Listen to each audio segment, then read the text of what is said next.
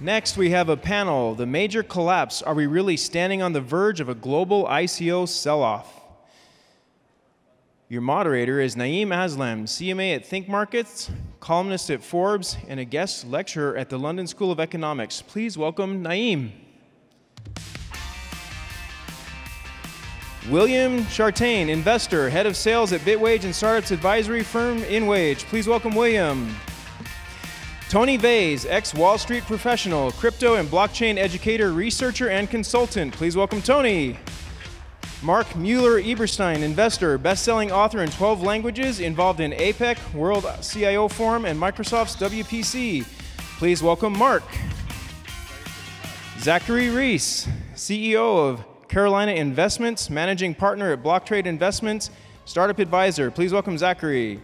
And Michael TERPIN, founder and CEO of Transform Group, founder and CEO at CoinAgenda. Please welcome Michael.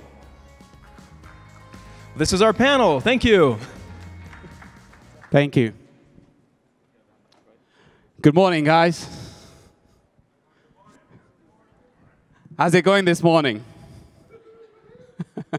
Oh, looks like some people party too much. They're supposed to be on the panel. Yeah, so I think a lot of people had a lot of party last night, right? So we're seeing few empty seats here. But thank you so much for getting up early in the morning and joining us. Just for the housekeeping, I'll just go briefly for a short intro. I come from a traditional hedge fund background, working as a hedge fund trader for Bank of New York Mellon and in equity trading for Bank of America. Over the last 10 years, I have worked in this industry. In 2014, I've joined the Bitcoin industry, and ever since I've been involved in this. I guest lecture at the London School of Economics, teaching quant and portfolio management, blockchain, and it's also the University of Warwick as well. So that's all about me. Also write about Forbes and a regular guest with CNBC and Bloomberg discussing about the price movement of different derivatives, especially about the cryptocurrencies. With that, I'm going to pass on to the panel. Please feel free to explain a little bit about yourself. What do you do? How you are involved in that? Oh, you made it. Here we go. And how you are involved in the industry. So starting with yourself, please. Sure. So my name is William Chartain. Been in blockchain for a little while here, but I work with a firm called InWage, and we do initial coin offerings for startups, small businesses, basically anyone looking to raise money. The vision of InWage is to become a new class of investment bank where we can start projects for people and then help them achieve their visions. It's really cool because we're working with a lot of companies that really want to change the world. We just signed with a company that's creating a cancer vaccine and is trying to raise $100 million to get all the FDA approval and get going. But yeah, that's me.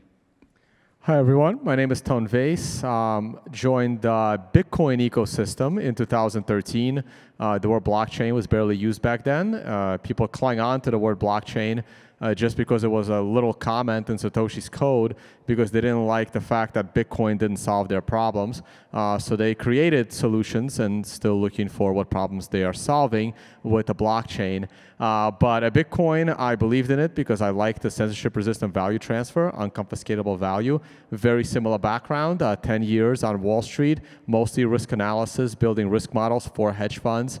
Also about 10 years trading experience. Quit all that in 2015 to be a trader, but now I'm a little too busy traveling, explaining what a Bitcoin is, and running a pretty popular YouTube channel about everything in the world of Bitcoin and crypto. Yes, and I couldn't agree with Tone more about the blockchain aspect of things, but my name's Zachary Reece. I started the first SEC and FINRA compliant blockchain private equity fund here in the US, BlockTrade Investments.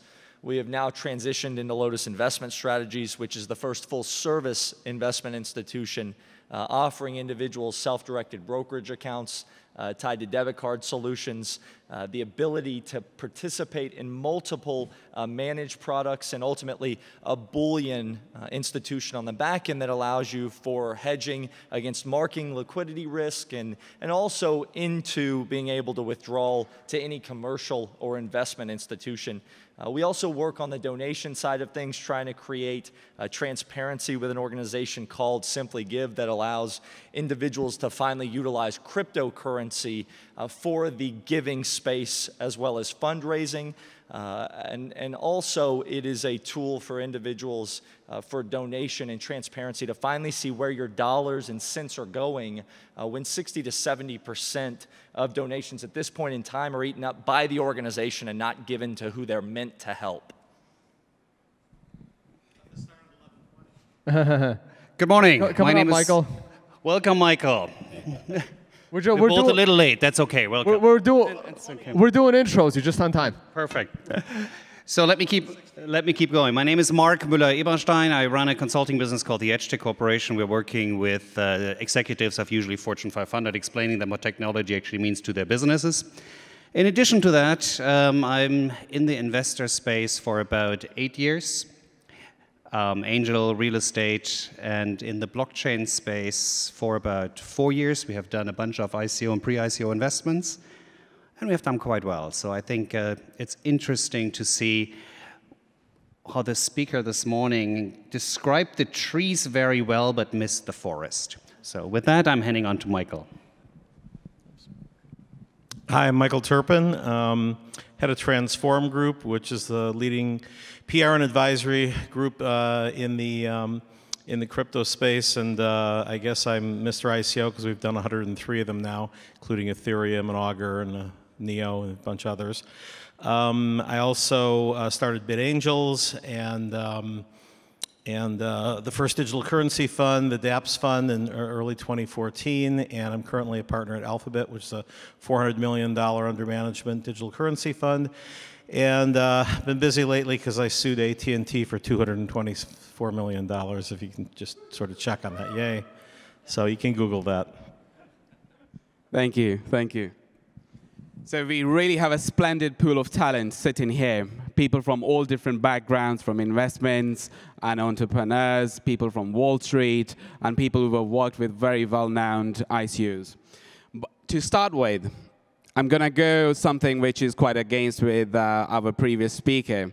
Yes, we do agree with few of the things that he said, but some of it, yes, I really don't, even though that I come from Wall Street. But before I say that, I want you guys to show your opinion. Do you think this is the end of the dollar dominance?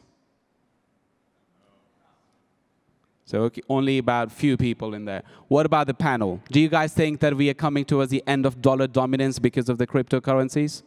Well, I mean, let's take a step back. If we're going to say that the dollar dominance is going to go away this quickly, I mean, we're talking about a system that took hundreds of years to take shape, and we're looking at 7 to 8 years of progression and potentially innovation, and saying we're going to overthrow 200 years of skilled finance and financial principles that have worked to this point. I wouldn't necessarily, we're looking at the loss of the dollar. For other currencies that are failing around the world, absolutely. I see this as a potential stimulant for their economy. But to sit here and say that the dollar's going away, I think is a bit ignorant and premature at this point. I like the start, but it got a long way to go. Yep. Yeah, I agree completely with Zachary. It's taken a long time to develop our different systems of economic trade. Blockchain is very disruptive, cryptocurrency is very disruptive, but I don't think we're quite there yet. Sure. I think now we are getting to a point, perhaps, where the sooner you can start trading oil with another cryptocurrency, that's it. What do you think about that, Michael? I was going to say, Max Kaiser's fond of saying, and I don't think he was the first one to say it, but he says it often, that Bitcoin isn't the bubble, it's the pin. And I don't think that dollar dominance or even fiat dominance, dollar dominance is already going away. You've got buckets of currency you have now. The petrodollar is effectively dead. You can buy it with RMB. The only thing that's sort of kept the fiat system inflated for so long is everybody else is going along. As the dollar had trillions of dollars of debt added to it, any one of these other economies could have said, we're going to go back to the gold standard and like you have to devalue the dollar. But they all said, oh, great, we now have an excuse to print more money of our own and save our own overblown economies. So Bitcoin and tokenized oil and real estate and all the other things that are developing in both utility and security tokens, are going to slowly eat around the edges by giving an alternative to, endless fiat hyperinflation. I just comment real quick. This concept of the petrodollar I always found kind of ridiculous. Just because oil is priced in US dollars doesn't mean that it matters what currency you actually pay for that oil. You convert it to a dollar, then you immediately convert it back to the local currency of whoever is selling you that oil. It's just something for the gloom and doom bloggers to write about. I think it's just silly. You can pay for anything in any currency, you just instantly convert it. But if it's priced in US dollars, that matters. Bitcoin is priced in US dollars, that's it. Back when the Chinese exchanges had like 80% of the volume, I said, who cares? It's the dollar price that matters. And today, no one talks about the Chinese price of Bitcoin. It's what it's priced in, not what you actually pay for it. Well, I think also you look at GDP and the dollar accounting for 25% of that. You look at every exchange trading traditionally around the world, there's one language that's spoken, it's English, no matter where you go around this world. So ultimately, I think it's going to be the last of the dominoes to fall. And to sit here and say, since we've seen the first domino, we're going to see the rest of them fall immediately, and ultimately the largest of the group, I think it's a bit premature.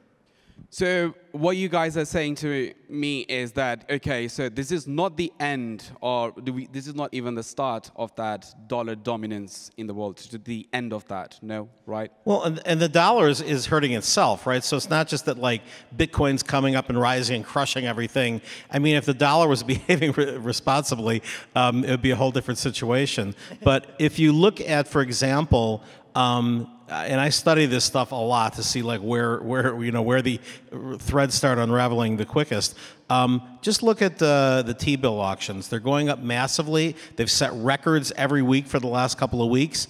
And places like China and Russia are not buying it as much. I mean, the biggest buyers are actually it's being ladled now onto the Social Security Administration. So, I'm sure they're going to just say, oh, well, we're going to raise the age of retirement to 70 and then 75 and 80, and we'll take care of it that way. But they're definitely playing with a literal house of cards. And what Bitcoin does to the dynamic as it grows and becomes a $5 trillion asset like gold that can be moved anywhere, is it allows the third world countries to get around it. It allows, look, the banks are now getting around it, right? The Unified Settlement Coin lets Deutsche Bank trade with Bank of New York and avoid the SWIFT system. The SWIFT and the petrodollar, which, Tone, it used to actually be illegal for you to buy anything other than dollars for oil. We had that thing down. Now it's not. So, I mean, petrodollar gone, a basket of currencies replacing it. And one by one, and SWIFT system, if that becomes less relevant, owned by the U.S., all of a sudden, all we have left is the military, and we can't invade everyone. No, I think we will see a slow change. I think it's not happening from one day to the other, and it's probably going to be not even noticeable. I mean, if you're in Turkey today, and you had a house at the coast, it's in Turkish lira still the value today than it was a couple of years ago. But you only need like $250,000 to buy it instead of $1 million to buy it. If you're a house at the Santa Monica coast today, well, it might cost you 100 Bitcoin today, but eventually it will be 5 Bitcoins. Not a change in US dollars, but a change in where the value is actually created and stored. Thank you. Because the recent sell-off in the ICO market or in the altcoin is very much dependent on what happened with Ethereum. So starting with yourself, how long do you think this will continue? Because there are some really great projects out there, right? And they have a good ideas behind them. They have a good tokenomics behind it. But just because Bitcoin starts to sell off, just because Ethereum isn't going up, these coins are getting punished in the market. Just the leaders aren't there. Well, first of all, it's important to differentiate between good projects and not so good projects. So there are some really good projects that are still well beyond their ICO prices. So people have invested solidly into those companies. They're building projects. Those are still out there. Having said that, what we see in the market, I think, is a lot of very large institutional players trying to buy relatively cheaply. And they have the tools, the knowledge of how to play and manipulate markets on a grand scale for hundreds of years, as you just say. So I think we see a lot of these gaming going on that are manipulating the prices that the big buyers are going to buy in over the counter at this point. And I don't think it's just a one-way phenomenon that Ethereum went down because the price of ERC20 tokens went down. I think the opposite is true as well. As some of these other tokens went down and they couldn't sort of fund their company by selling or paying for services using their own token, if they're expecting the price, you know, at ICO is $1 and, you know, all of a sudden now it's 3 cents, they're having to go and spend their treasury, which is typically in Ether. And, you know, that along with we can't ignore the EOS effect. EOS raised $4 billion in Ether, and it's in their best interest to have the price of Ethereum be down and look shaky. That's just, you know, that's just the fact. So there's a number of things going on, and also there's a lot of trepidation in terms of, you know, will the move to proof of stake work? But, you know, there was a lot of trepidation when you had the fork, and a lot of people just bailed out and said, thank God I got out at $18. It's going to 0 now. And obviously it recovered to go up to 1,200. Well, and I think it's also important to start to look at market principles as well. I mean, we have, on average, 6 corrections a year in the traditional marketplace. And when we have a large correction in this market, it's the house is on fire, everybody get out now. Well, ultimately, we have to have faith in the institutions that have brought us here. It's our faith that is causing this issue. To sit here and look at everybody else and going, okay, it's their fault. Well, the other aspect that we made the mistake of is letting the CBOE in. When we opened up rampant betting against everything that we believe in, of course, doubters are going to outweigh believers. And I think individuals believed that they were coming in for moral purposes and to help the economy. Newsflash, the traditional economy will fight this until it no longer has a pulse. And I think we need to be prepared for that. Yeah, I completely agree. So I think what we're experiencing right now is a temporary hiccup in the market. It's a little bit of a downturn, like they were saying. EOS is selling off a lot of Ethereum. A lot of these ICOs can't fund themselves with their own tokens, so they're starting to sell Ethereum, so it's pushing the price down. But that's not to say that there isn't a very strong trend towards companies putting out good, solid ICOs, focusing more on utility, focusing more on the community, focusing more on having a solid team, legitimizing themselves, and having more reasonable funding objectives. So I think the market should recover. Oh man, I love going last. So whether a project is good or bad is totally subjective. So my opinion is I haven't seen a single good project in this entire space other than Bitcoin, which is why I'm becoming more and more comfortable with using the word shitcoin even on stage. Now, the amount of capital something raises because they have no product, no customers, just a little idea, and they raised 4 billion, 8 billion, 9 billion, that's totally irrelevant. That's exactly what happened during the dot-coms. This one is a lot worse than the dot-coms. I even have a presentation comparing ICOs to the IPOs of the 90s.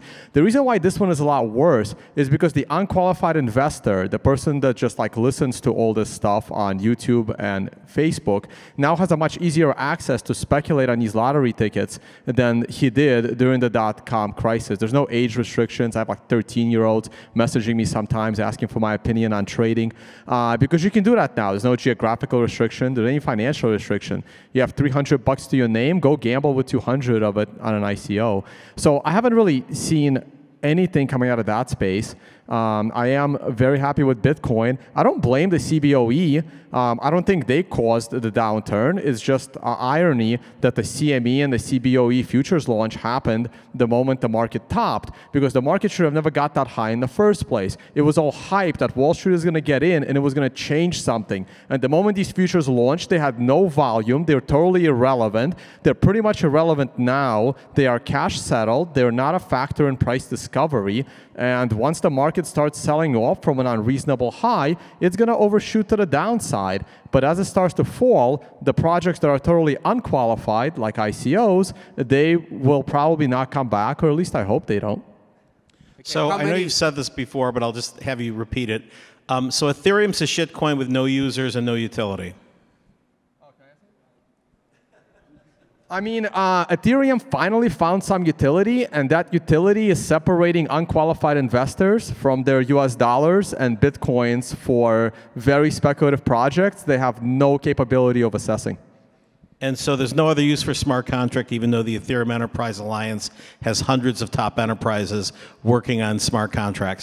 There's amazing use for smart contracts. The soda machine outside is a smart contract. You stick $1 in there, the soda machine spits out a can. That's a smart contract. The question you want to ask is there a need for a decentralized smart contract? And I believe no. Decentralization is a grossly technologically inefficient tool. It's slow, it's absolutely terrible, but it's only worth it to prevent censorship. So if you can show me a contract that is completely censored, then sure, decentralization might make sense. Augur and the recent news about the assassination contract is actually a contract that is at total risk of censorship. So unless that is your use case, all the contracts, government wants you to do those contracts. They're not at risk of censorship. The payment mechanism is always at risk of censorship because you can't send peer-to-peer payments. This is why Bitcoin is sometimes slow, like Nouriel Roubini is complaining. It's slow, it's inefficient, it's absolutely terrible, but it's the only way to make a censorship-resistant payment, and technology will make that better over time. All other decentralized contracts are closer to the soda machine, and you don't need to recalculate that transaction every 12 seconds for the rest of history. Drawing up database resources is just crazy. So I'm glad I can agree with you, at least on the Bitcoin part. So definitely a good, solid thing for going for the future. But I think it sounds very, very Western focused, where we have functioning infrastructure, we have functioning legal system, we have functioning property structure. If you look across the border, somewhere in some of the countries we're working with, there is no infrastructure, there are no contracts, there is very, very little trust in the currency, the legal systems. And this is where decentralized systems with total transparency and accountability that are supported by the legislative, that are trying to implement new systems, has huge opportunities, I think.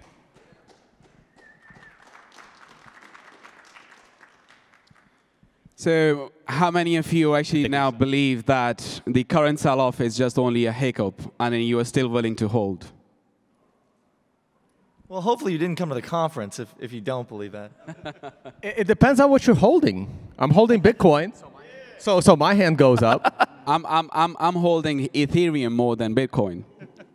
Same here. How many people are holding more Ethereum than Bitcoin? Let's see Ethereum first. Bitcoin?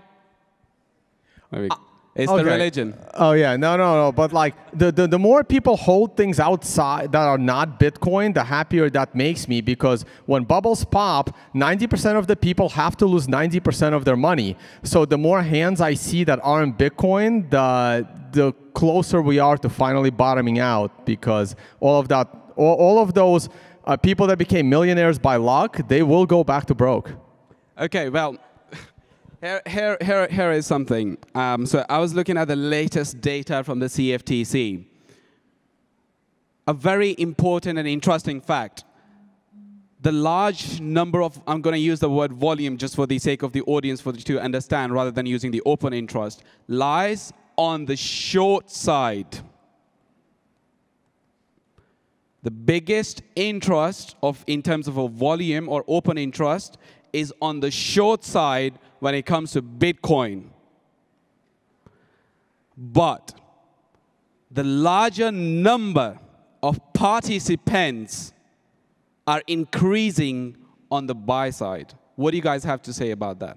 Well, this is financial manipulation, right? I mean, so when the CBUE came out, I know a number of smart traders that did posts. I should have sold every Bitcoin I had back then, every altcoin, and then bought things back in March, but I sold some. But basically, you can make a bet under the current structure where you're just simply, you know, as a group putting out all this Bitcoin is dead stuff, and then every time it goes down, it's proof it should go down further, and you continue to make all these bets against people who are still saying, oh, I'm going to buy on the on the dip at 18,000, at 16,000, at 12,000, at 10,000, and they win every bet except the last one. So they're hoping to ride it down to $1 if it gets that low. It's not going to, but at some point, all of a sudden, the shorts get squeezed. But if they've made hundreds of millions or more on winning every bet until the last one, that's why people short. And the other thing is keeping the price down. Michael, if there's a short squeeze, it's gonna rip seriously to the upside, because right now, of course it will. Of course it will. But the point is, the contracts are usually in limited duration. I mean, it wasn't a coincidence that this one big drop was on just before the August 15th options for CBOE expired. The next one's the 19th. The other thing, and then I'll let Tone, the professional trader, address this, is that what you're seeing right now, I am getting all over the place, and I know a lot of my other friends are too, requests from family offices saying, can I buy $100 million, $200 million, $400 million of Bitcoin over the counter, which does not move the markets to the upside, and yet the shorts are all, going and pushing things down on market.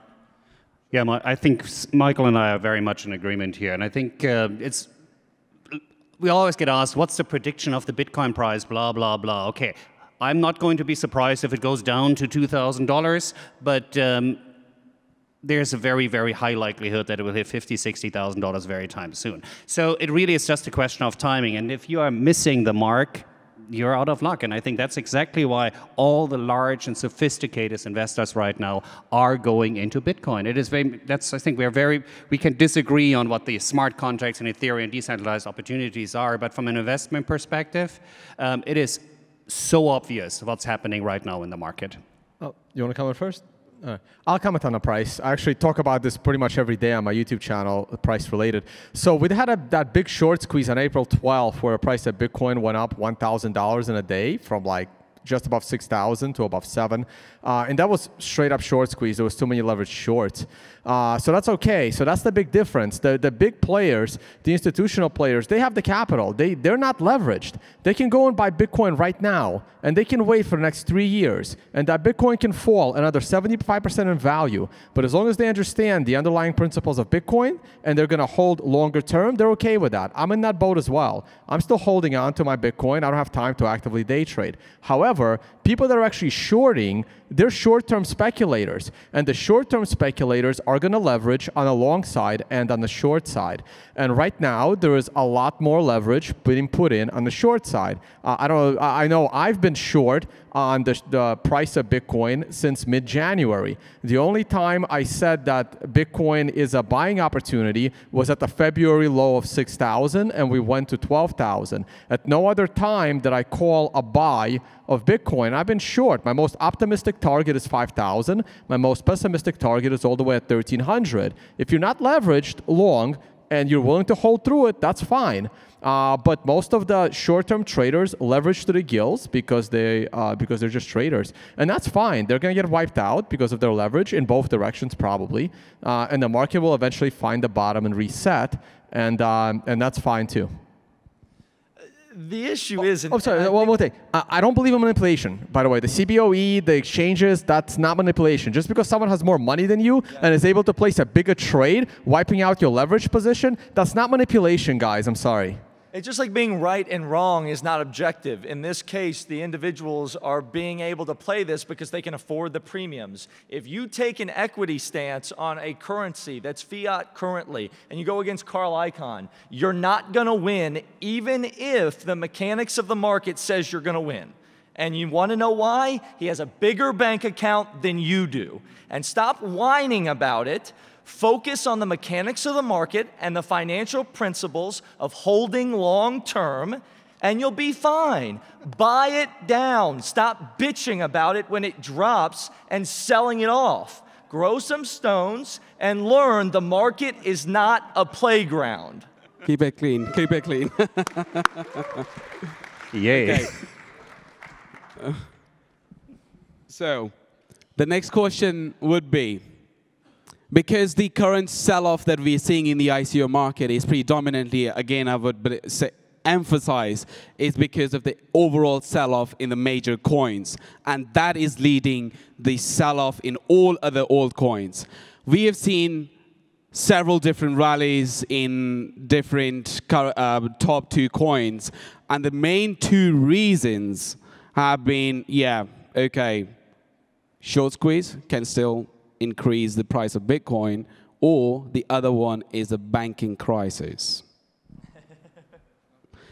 The banking crisis back in 2011 and 12, back in Europe, actually brought a lot of attention back to cryptocurrency. And this goes back to our earlier argument of the end of the global benchmark currency and the start of an era where cryptocurrency, a benchmark, it could become a new benchmark.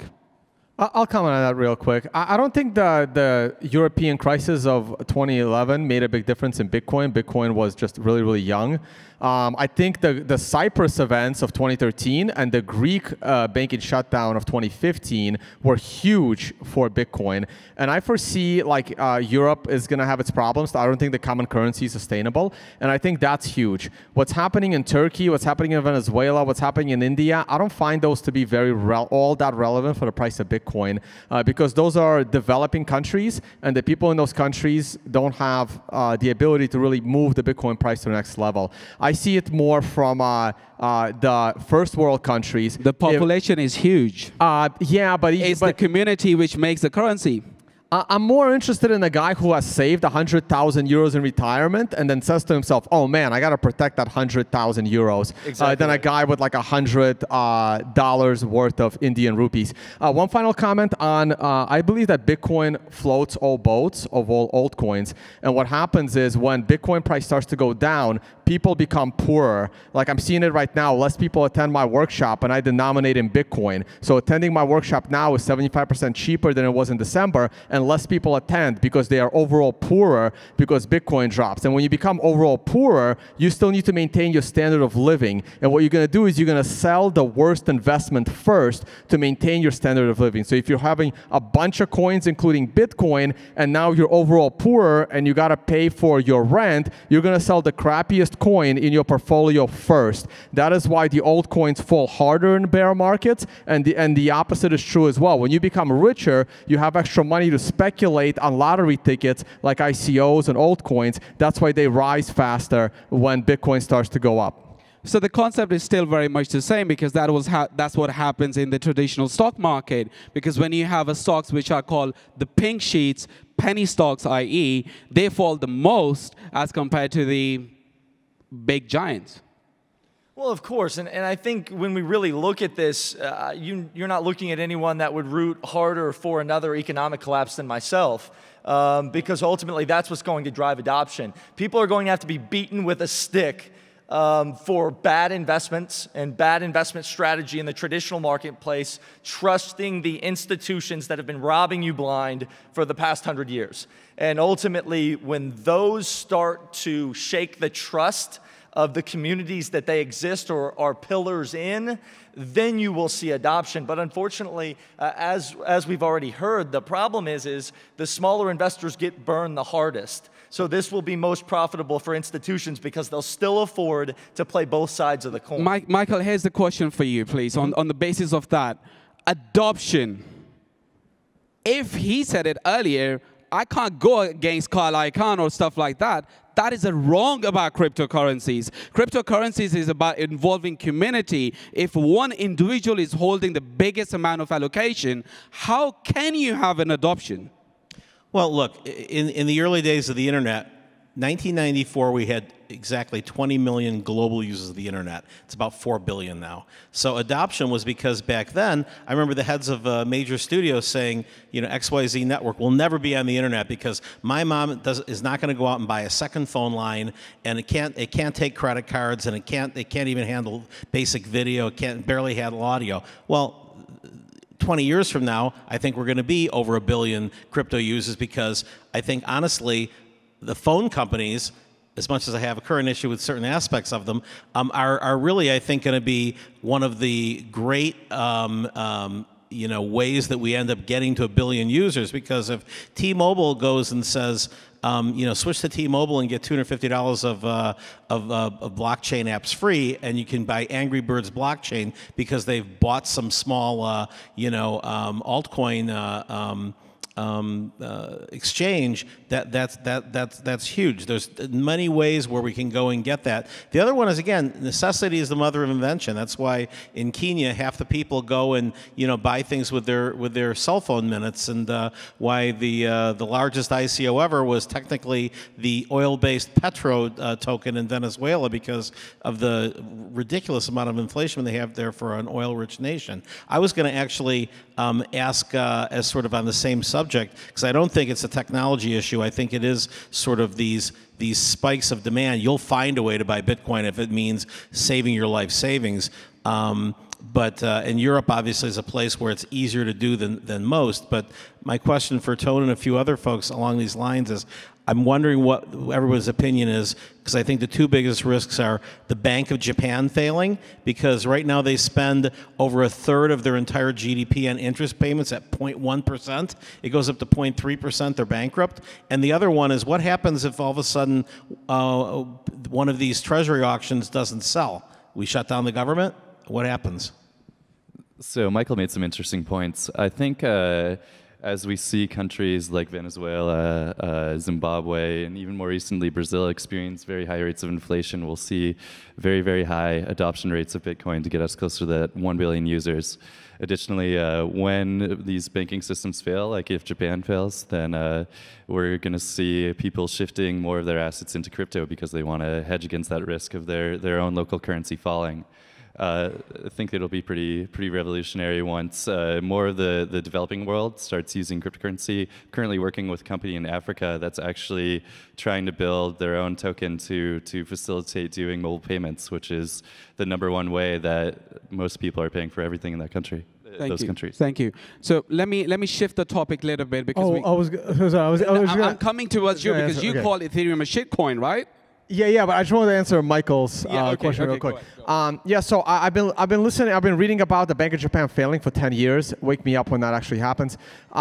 Same thing with the U.S. Treasury auctions. They'll just raise the interest rate, and the interest rate's supposed to go up anyway if no one is buying the U.S. government bonds, considering U.S. is still the most stable government in the world.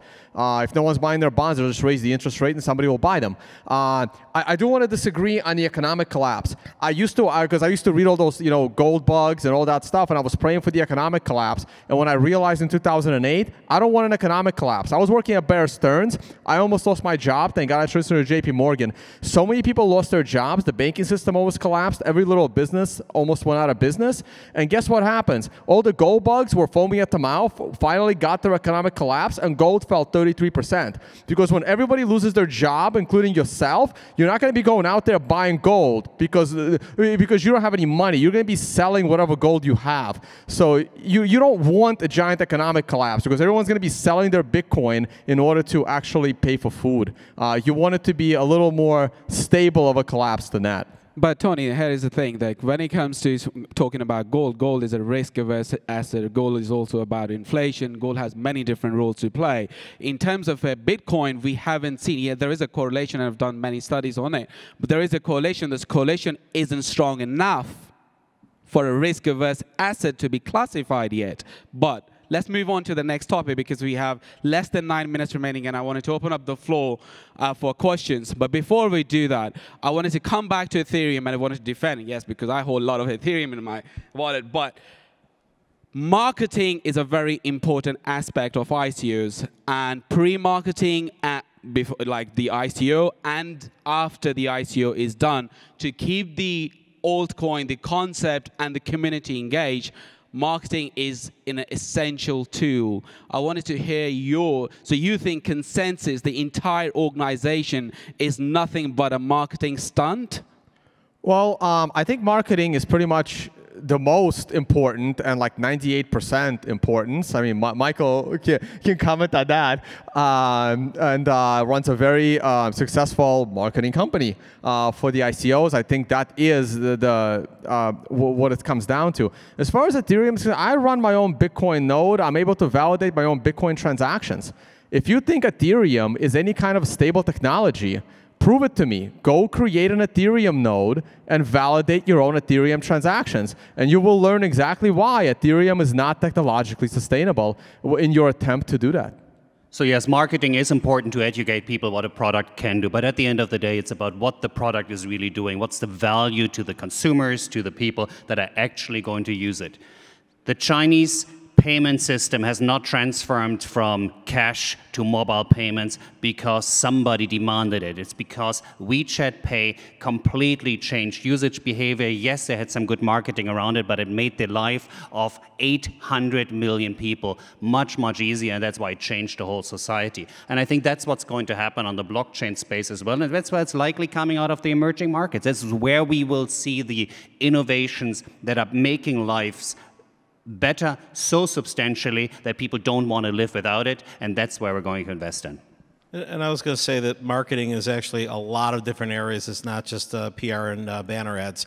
I mean, sure, PR is sort of a good way to get the initial visibility to get investor interest, but you know, I also run the CoinAgenda conference series 4 times a year, and you know, that's where you're able to go and meet investors in person, and the token matching events. And you know, a big part of it is that these days, it's not like a year and a half ago where it was everybody line up, we're going to have a token sale, race to the entrance, whoever gets there first, and it's closed in 15 minutes, and the whales got no priority. The biggest thing that really kind of that pumped up and then sustained for a while the massive increase in ICOs was the massive increase of money raised for digital currency funds. You had $3.5 billion raised in 2017. Previous to that, there was a couple $100 million total in all the years prior. And they're continuing to grow. The last number I heard was something like $8 billion. But because they're not getting listed, because the combination of Binance asking ridiculous numbers and a lot of the American-related exchanges, having fear of security for utility tokens, there's been sort of this crush where the amount of ICOs has to slow down, and it's slowing down by a lot of the ones that aren't great failing. And so it's simple dynamics, and marketing, both, kind of hand-to-hand combat as well as, kind of the Air Force of broader marketing helps position you, but you have to have a great project that's defined by the investors for you to have a shot. Well, yeah, and from a marketing, I apologize, from a marketing standpoint, it's wonderful to look at what we promise. So marketing promises that we wanted to change the world, that we wanted to rectify the social and the economic justice in this world. You can only write that narrative and play that bullshit for so long. After a while, people start to go, wait, you're not doing anything of what you promised. And then you start to see skeptics, and then you start to see doubt, and then when doubt creeps in, fear starts to work against you rather than the fear of missing out in being the world-changing revolution.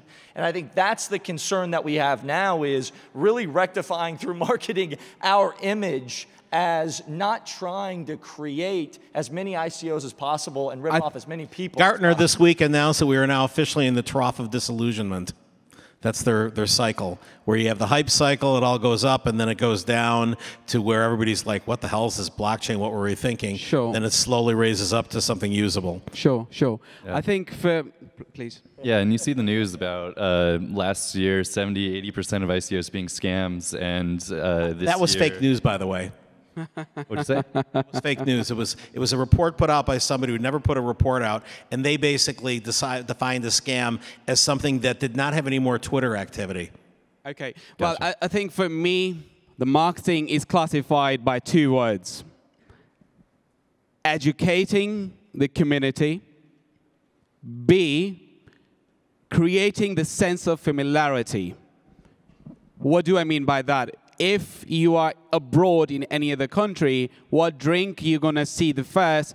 If there is a menu, yeah, Coca-Cola. You know what Coca-Cola stands, and that's what it is. But with all that, I wanted to open up the floor for questions.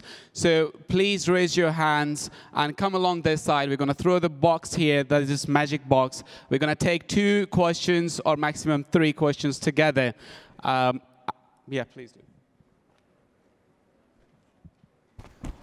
Thank you, guys. You guys are speaking a lot about Bitcoin and Ethereum. I just wanted to have your thought about XRP and the Ripple. So I am one of the Can I second that? I'm one of the biggest critics of Ripple in the world. If you Google Ripple and the word scam, you'll find me all over the internet. There was a whole episode called Crypto Scam Ripple for an hour and a half where we discussed it. I think Ripple is one of the most atrocious tokens we have. It's basically a company that printed a useless utility token, pretending to be a utility token. It's an unregistered security, in my opinion. Let's see what happens in the court system. And it's totally, it has no use case at all. Ripple has one product that is using the Ripple token only because it's already created, and they can't say it's totally useless, so they have to continue to spit out bullshit to give it a use case. And in reality, whatever Ripple's building, it does not require their own token being traded upon by like anyone. 15-year-old, 16-year-old speculating on this token for its value moving around. It's completely unnecessary and totally useless. Sure, thank you. But it's a perfect example of marketing controlling the masses, though. I mean, what, they went on the Ellen show and gave $4 million? Everybody watched that and felt really heartwarming because it was going towards a good cause. Okay, well, it makes you feel good for a day, and then you're punished for a lifetime. So it's a joke.